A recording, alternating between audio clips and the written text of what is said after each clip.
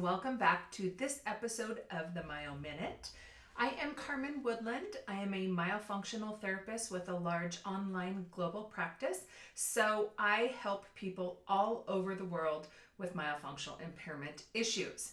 In this episode, I am going to be talking about considerations when it comes to choosing a provider. Now, this is not going to be all-inclusive for all cases out there, but I know that it is a great landing point. So I'm going to be talking about considerations when finding somebody to help you take care of your tongue tie, considerations when looking for an airway-focused orthodontist, and then how to find your favorite or perfect for you orofacial myofunctional therapist. So that's me. That's what I do. So we're going to talk about that. So let's first talk about the tongue tie. So does this human that you're considering, do they understand tongue ties? Not everybody knows wholeheartedly about tongue ties.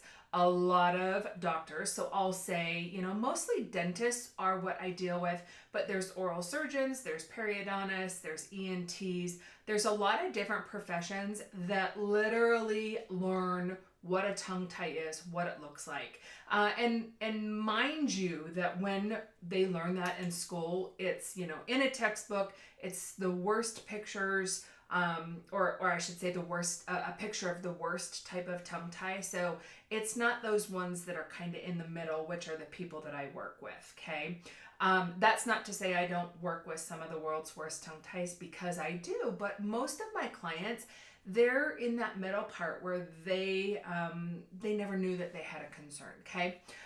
So that's the thing. That's the first consideration, is do they know and understand tongue ties? I can guarantee you, my friend, if you go to an office of somebody who is definitely not cutting edge on their knowledge, like myself and many of my colleagues are, they're going to look at you like, tongue tie? Oh, that is so yesterday. That is so not something you need to worry about. And then you go to an office that is airway focused. They are tongue tie educated. Like it's really hard to not be airway focused and tongue tie educated at the same time, because they really do kind of go hand in hand. You're going to see a huge difference in those type of practices. My next consideration would be, how do they treat? If somebody says, hey, Susie, yeah, you have a tongue tie, but I have this really cool laser in the back room that I just purchased last week. You want me to go ahead and take care of it for you? Your answer should be no. So you want to be asking, how do they treat? Not necessarily their method, because the method doesn't matter, you guys. The expertise behind the tool is what matters. But you can ask questions. If somebody is doing a lot of tongue tie releases all the time, they're going to not be caught off guard when you ask this kind of question. They're going to say, oh yeah, here's my method, okay? The next consideration, do they require myo? A practitioner worth their weight in gold should require you to have pre-procedure myofunctional therapy. And you guys, I don't say that just because I do it, just because that helps pay the bills. It's because it's the right thing to do. I think 10 years from now, it's going to be different. But you don't go get a new knee or a hip replaced from a doctor that says, hey, yeah, go ahead and be 50 pounds overweight and not stretching and not moving your body and no physical therapy. It's not going to happen. So the same thing. Do they treat tongue ties? How do they treat them? What's their protocol? How many do they do? Do they require myo? And then what ages do they do tongue tie releases on? If it's somebody who just only does them on babies and you're 50, you don't necessarily want that person. If you're a mom and somebody did your babies and they say, well, yeah, I can go ahead and do yours, it really is different. So doing a release on a little teeny tiny baby where that baby can't cooperate, they haven't done any myo because they can't. You have to be old enough to cooperate, comprehend, and comply with myo to be able to do it. So just because somebody did your baby doesn't mean that they should be doing yours, okay? So that's a biggie. Next, let's talk about airway ortho. So when you're considering airway ortho, I think this is probably the hardest one because many of you, my humans, are in that age range where we went to the traditional orthodontist. We went to somebody who was a tooth beautician. They straightened our teeth. If you're like me, they shaved the sides of your teeth to make them fit rather than looking at the size of your stadium. So when you're considering somebody for orthodontics, the first thing we want to know is, do they understand the airway? What does their website say? So this is a real trending thing, but I can go to somebody's website and I can tell you whether they're a good fit or not, because airway is so important these days, you guys. Poor sleep quality, sleep apnea, open mouth breathing, snoring, all of that stuff. It is sleep disordered breathing. It is not just a nuisance, okay? So offices that are really becoming airway centered, or they're really focusing on you as a whole human being, as a whole structure, they're putting that front and center. They're not burying it on page 10 of their website. So what does their website show? Do they mention things like nasal breathing, open mouth resting posture, toxic oral habits, pulling teeth? You can't pull teeth out of a small mouth and solve the problem. When you pull teeth out of a small mouth, you make it a smaller mouth, which should have you running out of the building like it's on fire.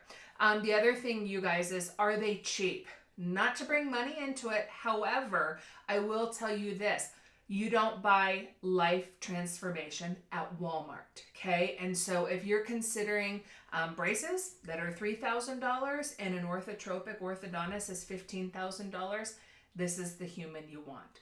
Don't put the Volkswagen price tag on your wellness that deserves a Cadillac, okay? I know that's a hard pill to swallow, but again, people don't go to Walmart to transform their life.